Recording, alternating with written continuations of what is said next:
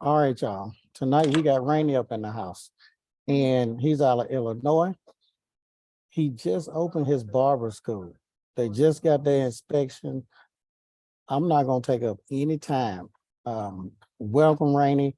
And we always start this. I like to start from your childhood because we know that you're a school owner, all the accomplishments that you've done, but we need to know how you got there. We need to know the good, the bad, the ugly. So tell us a little bit about your childhood, and then we're gonna step up to where we at now. Okay, how far you want me to go back? All the way back. Well, I was born and raised in Chicago, born in the projects. My birth certificate actually reads 1381A. That's in the village. That's one of the projects in the village. Most of my life was spent either in the projects or in, poor neighborhoods. I moved out to Fort Heights, which at the time was, when I moved out there, was the poor suburb in the nation. Sometimes it flip-flopped between Fort Heights and Robbins back then, between the poor suburbs in the nation. And I just happened to wind up in Fort Heights because my grandmother was out there, had family out there. And that's why I learned how to cut hair, man. I started cutting hair out there. My uncle and my cousin, we cleaned out my grandmother's basement, put a little barbershop, little three-chair barbershop down there. And, we started cutting hair. So we were actually operating a professional barbershop then as kids. We didn't really know exactly what we were doing. All we knew that we were organized and we knew how to cut hair. And I knew you can get paid right away from doing that, as opposed to selling drugs or even having a 9-to-5 job. Haircut was more enticing to me because we got paid right away. So that naturally latched me on to that was my first experience of being a barber. And I went to barber school at Kane's Barber College. It's not open anymore. And we learned a lot there, me, my uncle, my cousin, but a lot of guys that I was there with, I'm still friends with today. So it brought me lifelong friends. And I think we had a really good class of guys. After I graduated from there, I moved to Beverly, and I was cutting hair out in Beverly. And I think I was the first Black barber in Beverly, if I'm not mistaken. And so I went from being in the poor suburb in the nation to one of the most affluent neighborhoods in the city of Chicago. And within a matter of 3 or 4 years, just cutting hair. I got an opportunity to come downtown. My uncle owned a bar downtown. It was called Network Bar. And that's what people, used to go and network. And one day I was in there and I was cutting his, I used to go to the bar, cut my uncle hair, cut my cousin's hair, in the office, or whoever else.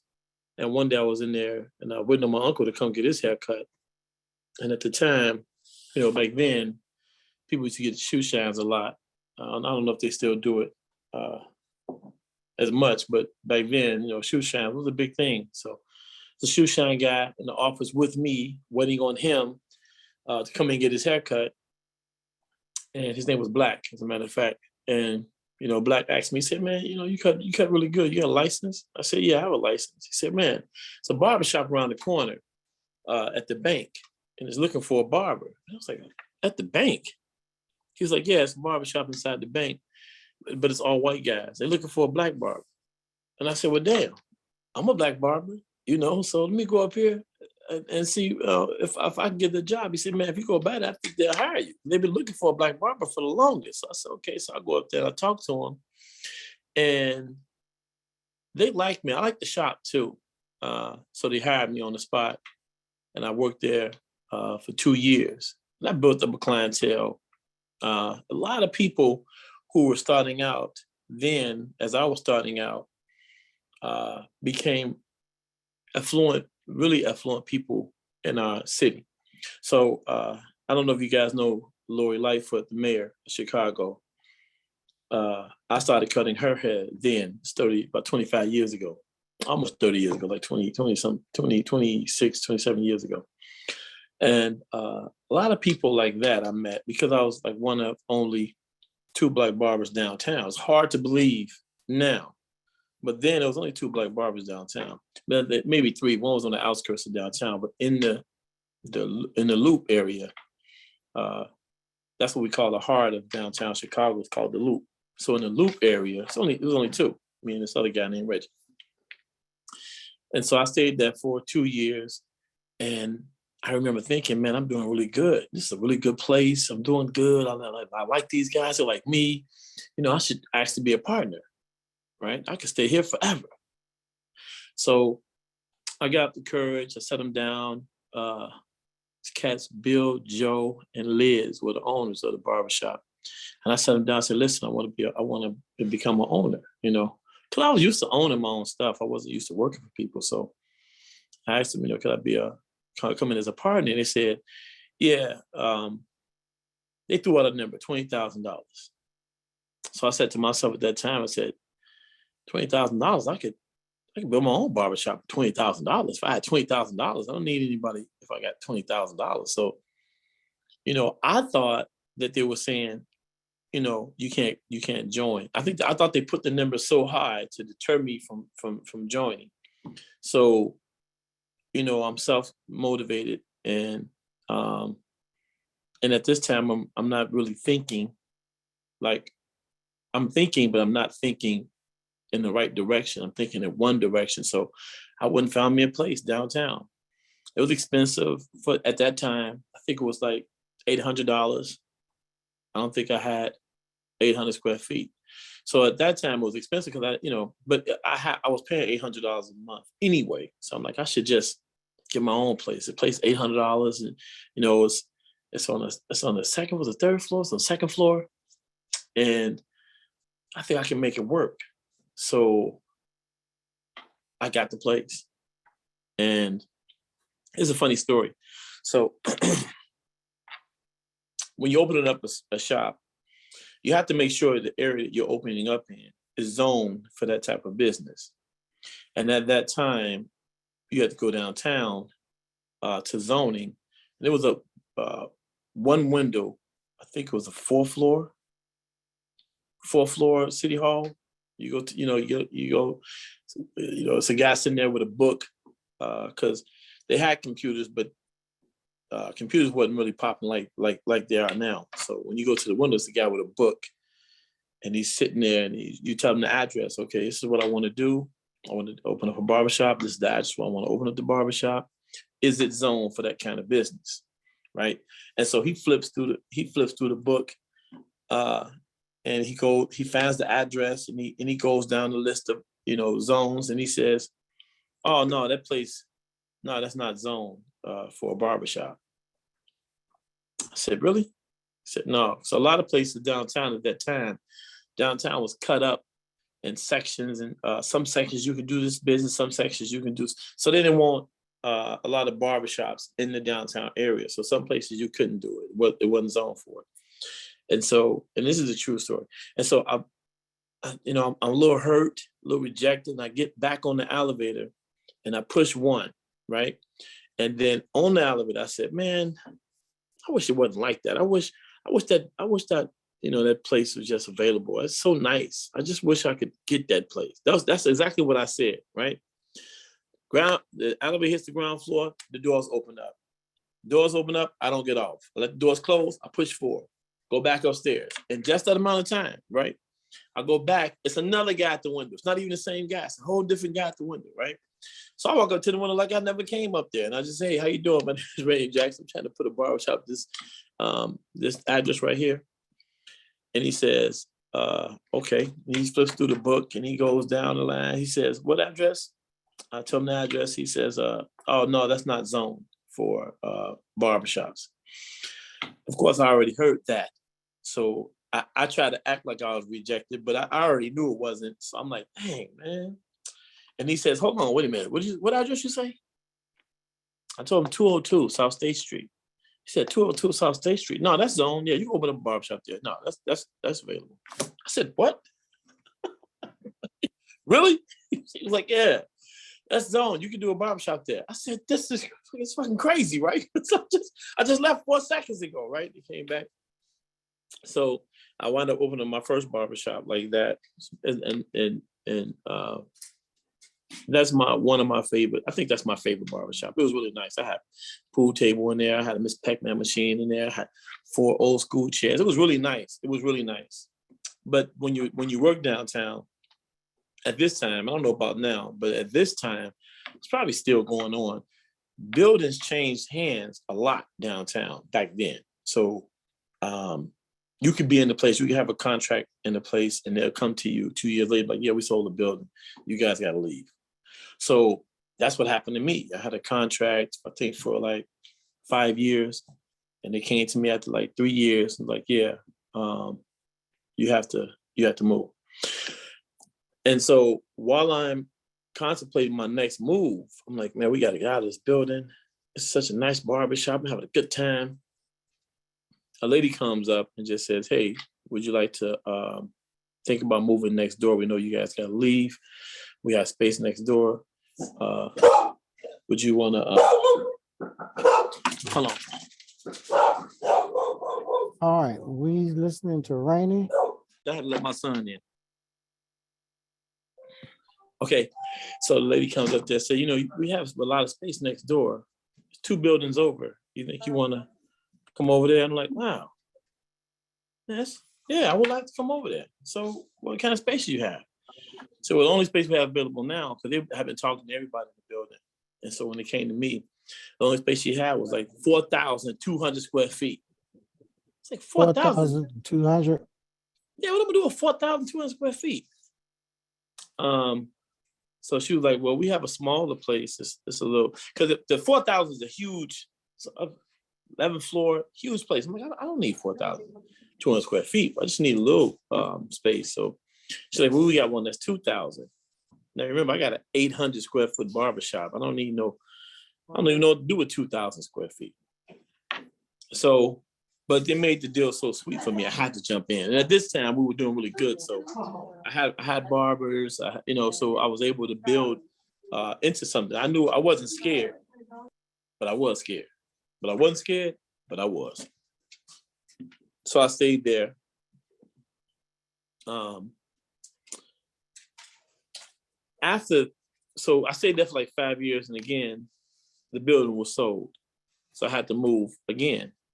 And I found another space above a restaurant on the 2nd floor. Beautiful space. I think it's the most beautiful shop I've ever had. It was 3,200 square feet, but I made use of it had a waterfall in it. This place was nuts. So it had all these angelic paintings on top of the ceiling. It was beautiful. And I don't have any pictures of this place. So I'm in there and I stayed there for like, I think 2 years, because I really couldn't afford the place. And so while I'm figuring out what I need to do to get out of this rent, out of the lease, because I can't afford it. I found a place, small place, about 400 square feet inside the Congress Hotel. And the guy who owned it he got sick and he couldn't hold it any longer. So when I wouldn't ask him if it was available, he'd say, no, the guy who owns it, he's an old guy, but he's gotten sick. So I don't know if we'll be renting it out. We have to see what he's going to do. So I waited maybe 6 months and they called me. It's like, hey, you still interested in that barbershop? It's like, yeah, I'm interested. What's going on? It's like, yeah, well, the guy, he's not coming back. So we can give you the space if you want. So I said, yeah, I'll take it. So I was able to close that huge space down. Beautiful place. I put a lot of money into the place. I had to close it down. And I moved into this 400 square foot place. Now I'm not hurt, but I'm feeling like, man, I'm moving backwards, right? Because I've had all these nice spaces, huge spaces. So I'm feeling really down. I don't think this is where I should be, but I'm optimistic at the least. And I go into that shop and we're there, we're making money, we're doing good. I walk down the hall of the hotel, it's another space. It's about 1,000 square feet, right on the corner. At this time, they were selling faucets out of this space. Like, faucets? Why are there faucets? And there wasn't anybody in there like trying to sell the faucets. Like, when you come in, like, hey, how you doing? We got these faucets. They just had faucets in the window, and then all the doors was locked. I'm like, wow, why they just in this space sit? So I asked him, I said, hey, you think you guys interested in leasing the space? And at the time, the manager, the operation manager, he was over the hotel. He's a really rude dude, really ignorant cat. And he wasn't, I hated dealing with him because he wasn't respectful. But the manager who was over the day-to-day runnings of the general manager who was over every day, like the books and the people and managing it. Now, he was a cool cat, but the other cat wasn't. It was an ignorant dude. So I didn't like dealing with him. Anyway, one day he comes down to my little 400 square foot shop and says, hey, you want to take a look at that space down the hall? I said, yeah, we'd love to take a look at that space down the hall. All right, come on. So he walks me down there, opens it up, walks me around. It's beautiful. I think it's on the corner of Michigan Avenue in Chicago. It's right across the street from the Buckingham Fountain. I mean, this is in this is in the heart of Chicago. This is a big time area. And he tells me how much it is, and I tell him, well, I can't afford that. He says, well, I know you can't afford it. I'm just letting you know you can't afford it. You can stop asking us about this place, right? You can't afford it. So I'm like, that was an asshole move, but it got me mentally. I was over it, right? And so I left that idea alone. I'm looking for my next avenue, which direction I'm traveling in next.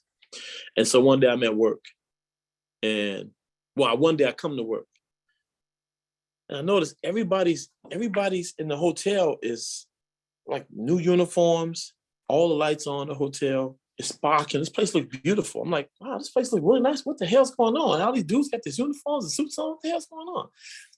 And there was the thought, and I left it alone. Just how fast I got over it. It's really nice. Okay, let me go to work. So I went in the shop, and I'm cutting hair, and then my phone rings, and I say, yeah, headrest. And a voice just says, get to Shaquille's office right now. Now, Shaquille is the guy that was real cool. The other guy's Amos. He's not real cool, but Shaquille is real cool. And the voice says, get to Shaquille's office right now. It's like, I'm not going to Shaquille. Who's this? I'm not just going to where somebody, who's this? Man, get to Shaquille's office. I said, no, I'm not going to nobody's office, man. Tell me who this is. This is security, man. Get to Shaquille's office right now. He wants to see you. Get there right now. So I hang up the phone. I said, man, that dude's an asshole. I said, why do they want me to go to the, I'm like, everybody's looking nice. The floor is shining. All the lights are on. Yeah, they're finna kick my ass out. Yeah, they're finna get rid of me, right? They want my space. They want the space. Oh, okay, I see what's going on here. So I just whisper a little prayer. And then, but I don't pray what you think I'm gonna pray. This is my prayer. Man, I don't care what they're finna say. Whatever they're finna say is cool with me. So if I gotta stay, I stay. If I gotta leave, I gotta leave. So I don't care. So I'm walking down the hall. I get to the office. And I don't know if you guys ever seen architectural designs, right? You may have seen some architectural designs, but I've never seen architectural designs that was as long as this wall right here, as long as this wall, and about 5 feet wide. It was crazy. They had all these tables put together, all these plans, and I walk into the room as everybody's there. Everybody in there are millionaires, basically. Everybody in the room is millionaire, except me. I'm not a millionaire. I walk in the room. And so Shaquille says, Mr. Nasser, this is Mr. Jackson. Mr. Jackson, this is Mr. Nasser. Now, Mr. Nasser is the owner of the hotel. It's not 5, 12 conglomerate. It's one person on the hotel. And this is the guy. At this time, he's about 90 years old. And he's sitting down in the seat. And after he introduces us, he says to me, I heard a lot about you. But he talks like this. I heard a lot about you, right? So that's pretty much what you expect a 90-year-old man to sound like. And so I says, they all lies. Everything you heard is a lie. And he kind of grinned. And I said, I've heard a lot about you also. And he said, it's all been lies. They're all lies. So we started laughing. At that moment, we just connected. Me and him connected. We started laughing. And he stuck his hand out and I shook his hand and I knelt down beside him. He's sitting in the chair. So I knelt down beside him and my arm is resting on the armrest of the chair. So now we just eye to eye, me and him just eye to eye. And it felt like it was just us in the room, just me and him. And he said, I heard you want that space down the hall. I said, yeah, I do want that space down the hall. It's a beautiful space. He said, yeah, I heard you can't afford it. I said, no, unfortunately, I can't afford it, but I feel if I got the space, I could build up and I can afford it. But no, I can't afford it right now. Remember, I'm in a 400 square foot space. And that rent is already ridiculous. And this dude already told me this price for this place. I said, no, I can't afford it. No, I can't afford it. And then he says, he looks around the room and he says, everybody in this room, he said, no one is your friend. I'm your friend. He said, you want the space? I said, I want the space. He said, give him the space. And so this guy Amos is turning red, but he's getting redder by the second, right? So he says, give him the space. He said, how long you want the space? I said, 20 years. He said, give him the space for 20 years. Write it up. And then he says, the electricity, all the stuff that needs to be done, you can't afford that. I said, I can't afford that. He said, I can afford it. I'll get it done. He said, I'll get all the work you need done. You just pay me back 100% on my dollar. I said, deal. He said 100. I said 100% on my dollar. He said, when you listen, I said 100% on my dollar. I said, I'm a desperate man. I said, deal. That's a deal. And he laughed a little bit more and he said, I'm not going to charge you 100% on the dollar, but you're going to pay me back with interest. I said, that's fine. He said, write it up. Send me some pictures. Send me some pictures of what you're going to do. You write the contract up. I'll sign it. It's okay. So long story short, I didn't get the place for 20 years because this guy Amos screwed the contract. He screwed me because he didn't want me to get the space for 20 years anyway. But I've been there, 13 years now. And so the rest is kind of history. And I've never really wanted to own a barber school until like 5 years ago.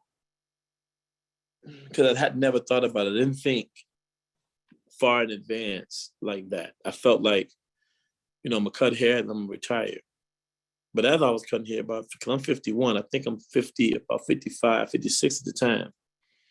And I'm like, shit, I don't feel like cutting hair no more. I thought I'd be able to do it until I retire, but I was like 46. Like, you know what? I don't feel like cutting hair anymore. And I just didn't feel like doing it anymore. Like, I don't feel like cutting hair anymore. So now what's my end game? So I got to come up with an end game. I said, well, I've been doing it for so long. I think I can teach it. And I think I could open up a school. So from that point on, my mind has been, getting to school. So last year I was fortunate enough to be able to put myself in position. I didn't think it was going to take this long, right? I've had my space. I rented that space last year. March 22nd, I signed the contract. We just got approved last Wednesday. So it was a year. It was a year. We had to wait to the school. So I found a really nice place. It's in Greektown in Chicago. So it's not downtown, but it is downtown now because they've made so many expansions. What used to be, what at one point wasn't downtown is now downtown. So it is downtown, but it's kind of on the outskirts of downtown. It's a beautiful place. And so we'll be opening up. Actually, we're going to open up on my birthday, which is in May 8th. And we're going to have a soft opening next month in April sometime. And then a hard opening in May for my birthday. So I know that was a lot, and I could have kept talking for about another hour and a half, but I don't want to take the whole time up. Now, Rainey, when did you come in contact with me? Because this is actually my first time ever seeing your face, but I've always heard your voice. So how did that come about? Well, honestly, look, you're probably the reason I started thinking about a school, because I saw an ad. I don't know if it was on Facebook. I don't know where it was on a social media site. I saw you talking about owning a school, and that was probably about 5 years ago, maybe 4 years ago. And that's when the thought came into my mind. And so I knew, because I know guys that open up barber schools, but it wasn't, it really wasn't something that I thought about until I seen your advertisement for $1 Million Barber. So it's ironic, but that's the truth. And then you reached out or what?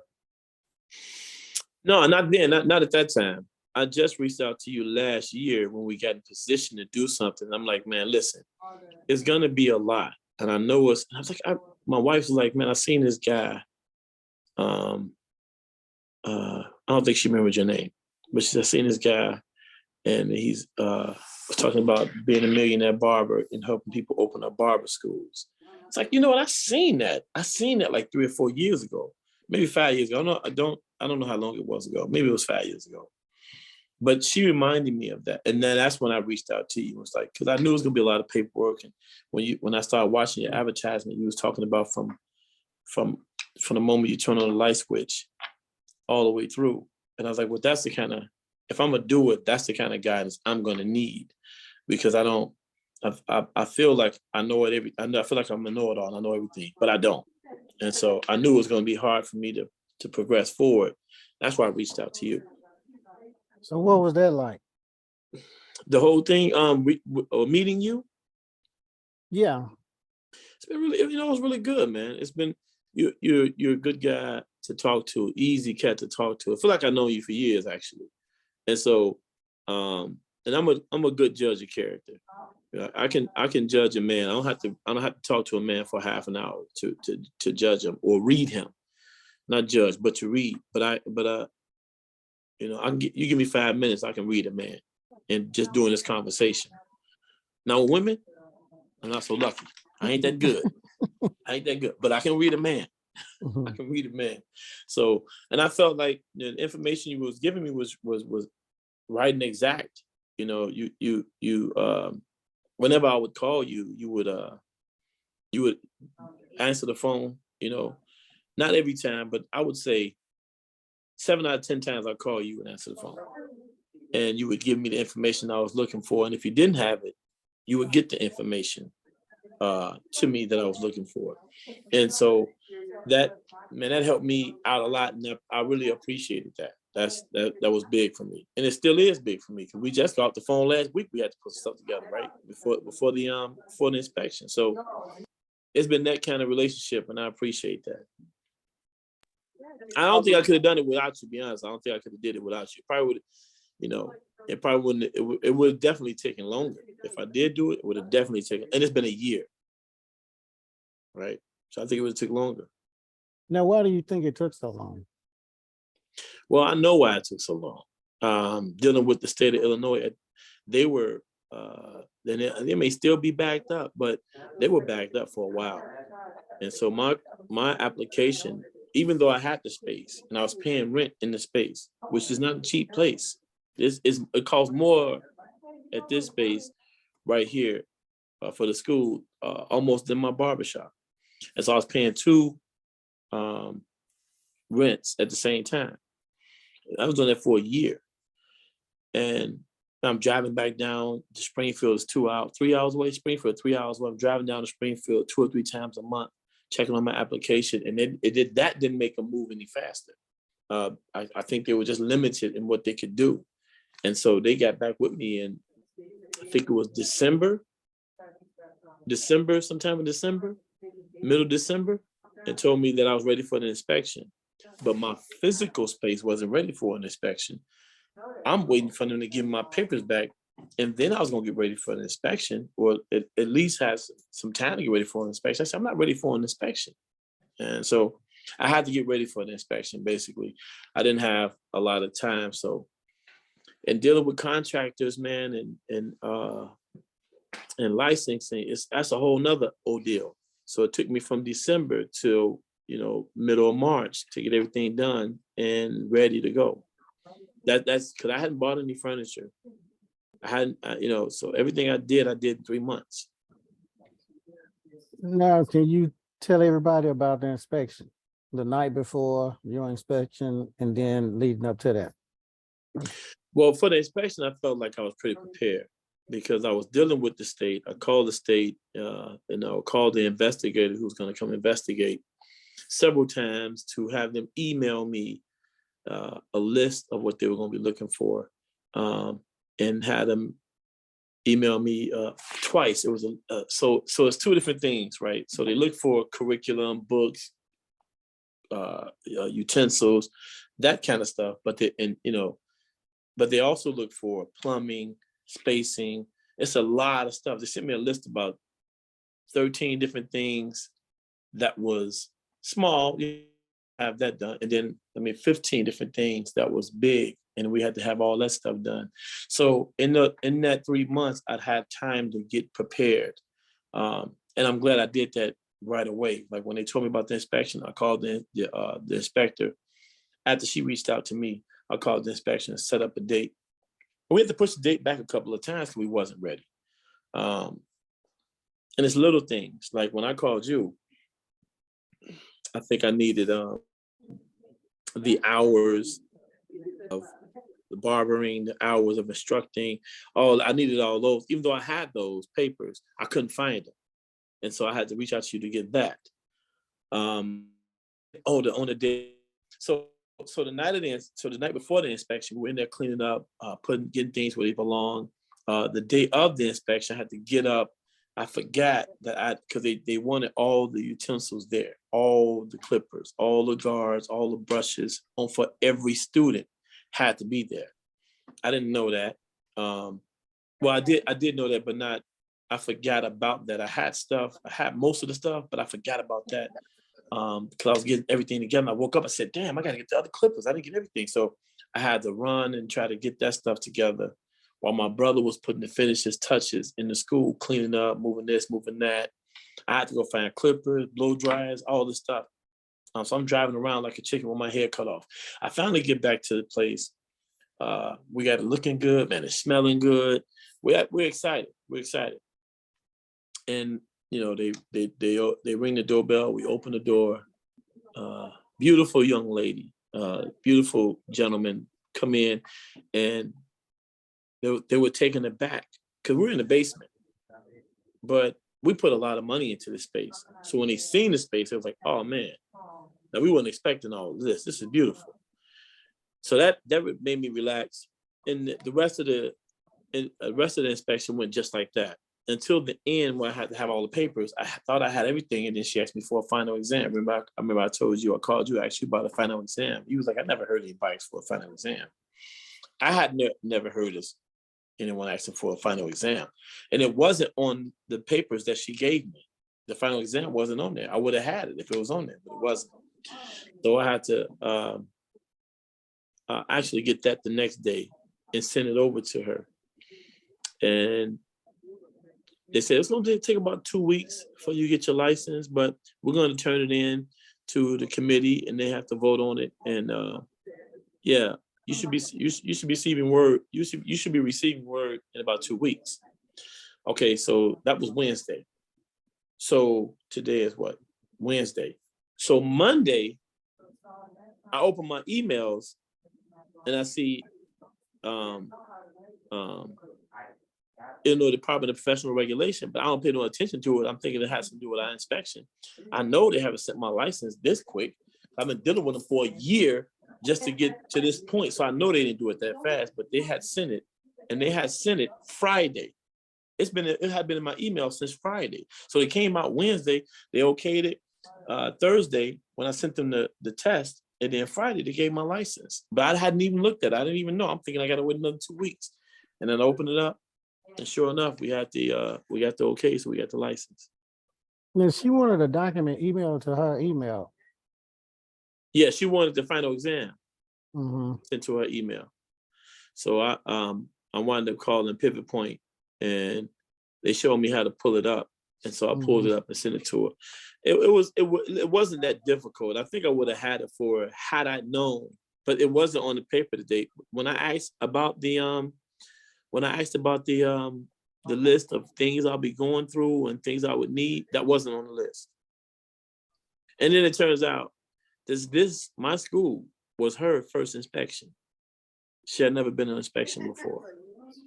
So she had to bring someone with her. I forgot his name. He was a beautiful guy, man. He said, man, he told me about some things I need to do, like the strap. He's like, you don't have a strap on the chairs. I said, well, I can get those. It's not a big deal. So we make sure you get them, because you have to have them. I said, but a razor is illegal. You can't use a straight razor.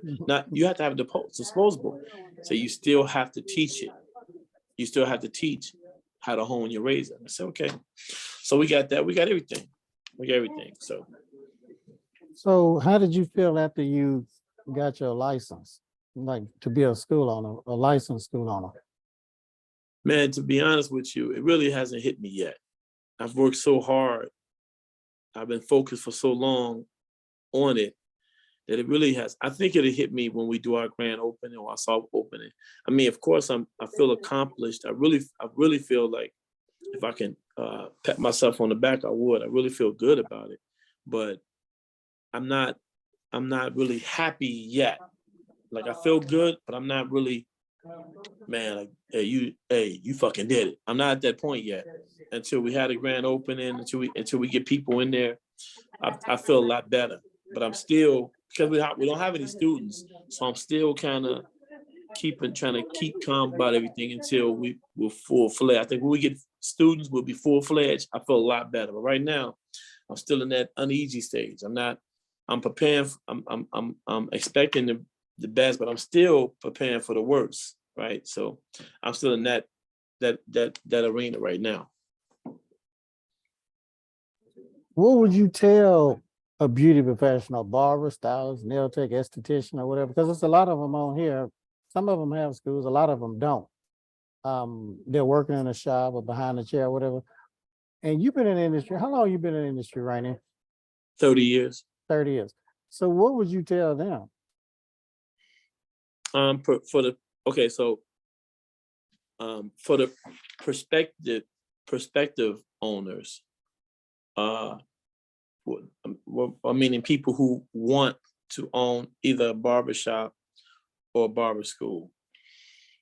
To me, this is gonna sound cliche. I know you've heard it a million times, but one, do not give up on that dream. Do not let anyone or anything stop you from having that dream. Because right now, if you don't have it, really it feels like a dream. But if you build that bridge, start taking care of your money and putting money up and designing your map to where you want to go. I think it's a lot easier when you plan it out from step by step. Having a business plan is great. Having a business plan is key because you can always refer back to that the further you go along. It's like you don't want to get too far ahead of yourself, right? And I've done it a lot because, I move faster than I think. I liken speed over, man, taking time and figuring out. I want to just go ahead and start doing it. And that's the wrong way to do it. I've learned the hard way. That's not how you do it. You have to take time, figure out the steps to take.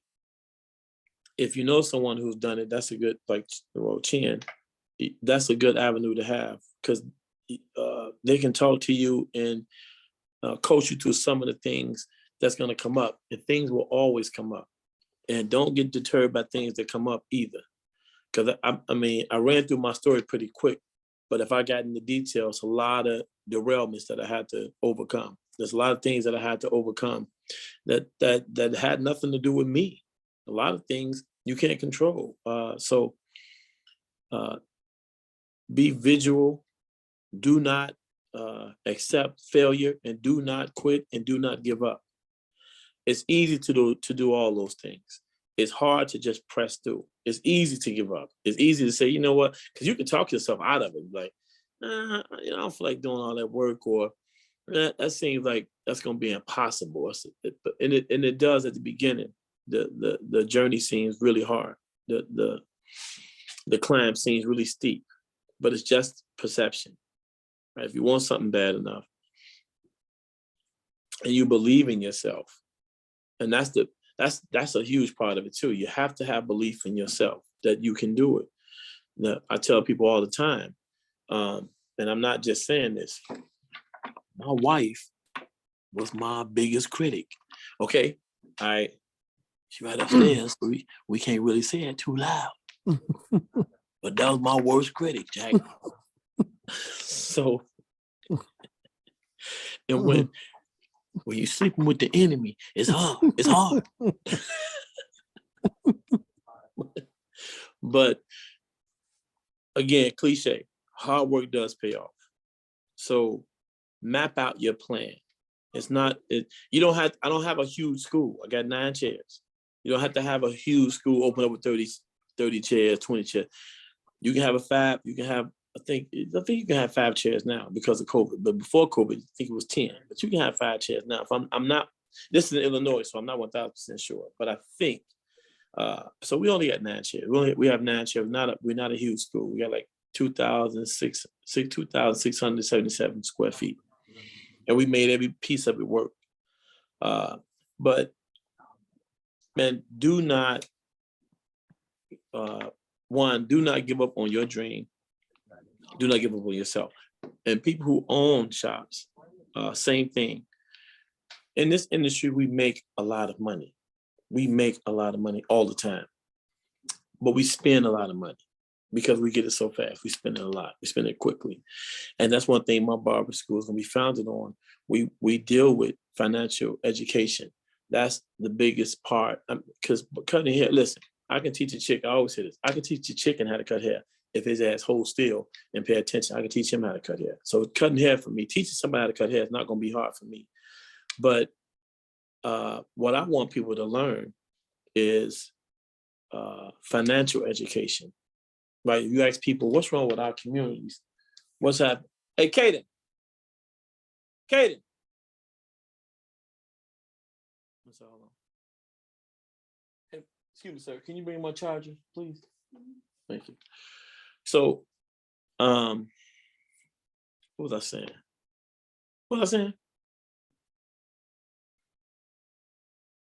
I can hear you. You say you could teach a chicken how to cut hair if they Right. So still. listen. So the school is founded on, and I need the base. Yeah. So the school is founded on cutting hair in the science of cutting hair, but what I want to do, what I want to teach is financial education. This thing about the cutoff. And so my school is called Headrest Barber Business Academy because I want people to learn the business aspect of it. I want people to understand the business aspect, and that's threefold. There's 3 different tiers. So I think the first tier is financial education. That's what I was saying. When you ask people, what's wrong with the community? Like, what's wrong with the Black community? People are going to say it's drugs. People are going to say it's gangs. People are going to say it's lack of resources. And all those things are true. But those are symptoms of the problem. The biggest problem is financial education. It's poverty. The biggest problem is poverty. Those things come from poverty. If you don't have poverty, you don't have gangs. You don't have food deserts. You don't have communities that, and no one in the community owns a business in the community. You don't have that. So what I want to teach and what we're going to teach is financial education. And we're going to teach entrepreneurship because that's 2 different things. You can learn how to manage money, That's a different science. But you also need to learn how to manage a business, which is completely different than learning how to manage your money. But you can't have one without the other. And then the third component is health and wellness. Because as Black men, we don't go to the doctor. So we don't really have conversations like that in the barbershop. We don't really, we don't take care of ourselves like we should. And I'm not just telling, this not coming from me off the top of my head. These are statistics that has been, and that's been plugging our community for hundreds of years, right? So we're trying to eliminate those things with our, in our students before they graduate, right? It's most important to me, and I think to everybody, it's most important that you take care of yourself. Health is wealth. I ain't never seen a Brinks truck following a hearse to the graveyard because you can't take it with you. So you want to be healthy as long as you can while you're here. Like I'm 51 years old. I'm as strong as I ever been. Like I go to health club all the time. I've never done that. I mean, hit and miss. I go to health club all the time now. So I'm really healthy. I'm really strong. That don't mean I'm gonna be really healthy and really strong at 60, right? And so I need to be taking care of that 60-year-old version of me. If I lived or nothing happened, I'll be 60 years old. And hopefully I'm still as spry as I am now. Hopefully I'm still as strong as I am now. But maybe something happened, right? Maybe I need somebody to take care of me. My money needs to take care of me. But to prevent that from happening, man, go to the doctor. Go get checkups. Go make your appointments. I had a guy in my chair, really good friend of mine. Love his family. Sweetheart of a person. Wife, beautiful, son, beautiful. Love his family, man. Matter of fact, his wife last year sent me a big basket of, she had liquor, she had plastic. It was ridiculous. It was a big bag like this that she had made for me. And I didn't ask her for it. She just sent it to me through her husband. She said, I want you to get Rainy this because he's always looked out for you guys, blah, blah, blah. So they're like family to me. His son called me Uncle Rainy and has called me Uncle Rainy since he got here. So he comes in the shop and this guy, he's sitting in the chair, I'm cutting his hair, and he says, hey, you have high blood pressure, right? And I said, yeah, I talk about my high blood pressure. I don't have no problem with that. And I think more men should. But we have a conversation like this in the barbershop all the time. So everybody know I have high blood pressure because I don't eat any salt. I only eat a certain way because I have high blood pressure. And my blood pressure ain't high like that. It's just a little high. It's a little high. It's like 160 when it's supposed to be 120.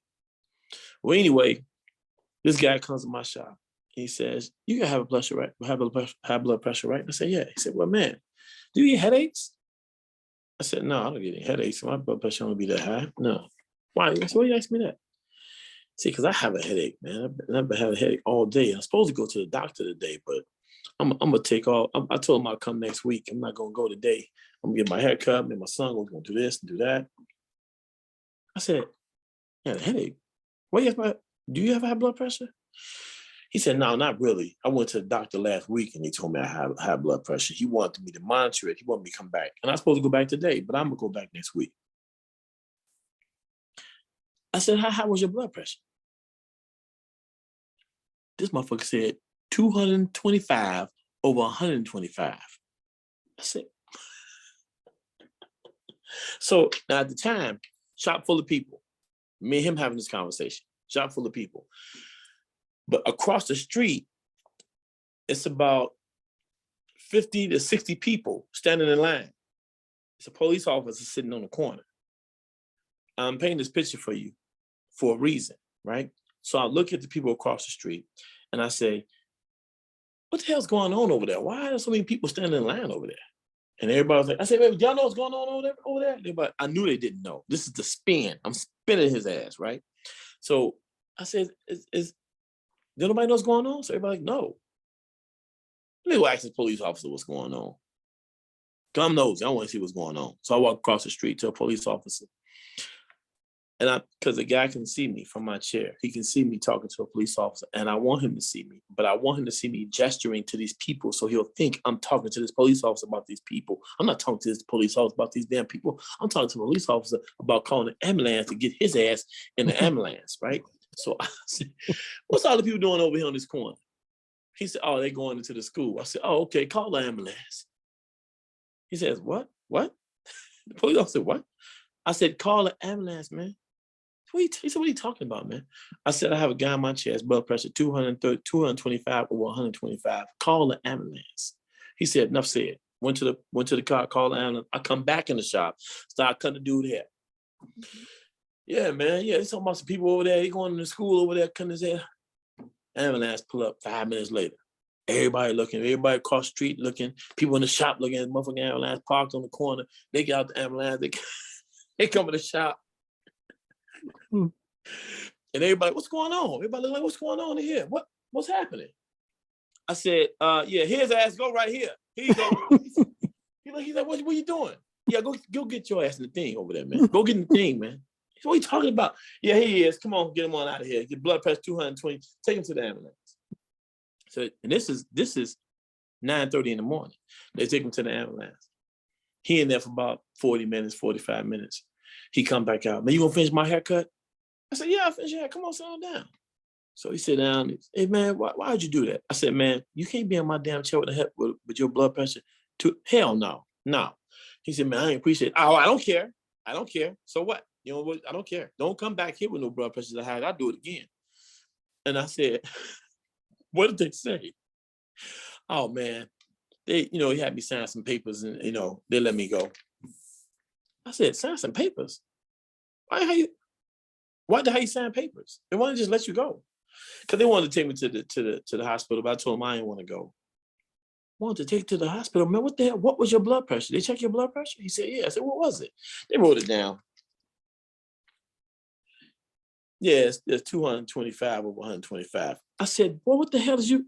And you told him you didn't want to go to the hospital? He said, no. So I'm calling your wife. I'm going to call your wife right now. I got on the phone, called his wife. Hey, come get him. Come get him, because he's down here. He had blood pressure through the roof. The ambulance came. I called the ambulance. He wouldn't go. She hung up. She said, I'm on my way. Came down. He met, well, you calling my wife for, man? Hey, man, you going to the hospital. You understand? You going to the hospital, man. You don't come here with that. So he called me. His wife came and got him, took him to the hospital. He called me. It was 9:30 at night when he called me. He said, no, was it 9:30? No, it was 8:30. It was 8:30 at night when he called me. I pick up the phone like, man, how you doing? Everything okay? Man, I'm mad as hell. I'm still mad as hell at you, man. I'm still at the hospital. I said, you still at the hospital? He said, yeah, you're trying to get my blood pressure down. I said, well, your ass needs to be in the hospital, man. You should be in the hospital. So I said all that to say, we need to have those conversations amongst ourselves in the barbershop. And we need to be able to have those conversations. Like, I should be able to talk to you about something that's ailing me, because it may make it easier for you when you're going through it. So those are the components that's going to be in my school. So we're going to have health and wellness. We're going to have entrepreneurship classes, and we're going to have financial education classes. So when you graduate, you'll have a steady, firm hold on all those things. Now, if you graduate and you don't want to become a barber, you have all those things that you've learned, because you're going to get a certificate from each one of those things. And I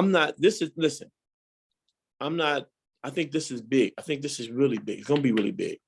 But I'm not trying to hog the space for myself. I think we all should do that. I think all schools should do that. Because when I was going to school, they taught me how not to pay taxes. They taught me how not to pay taxes.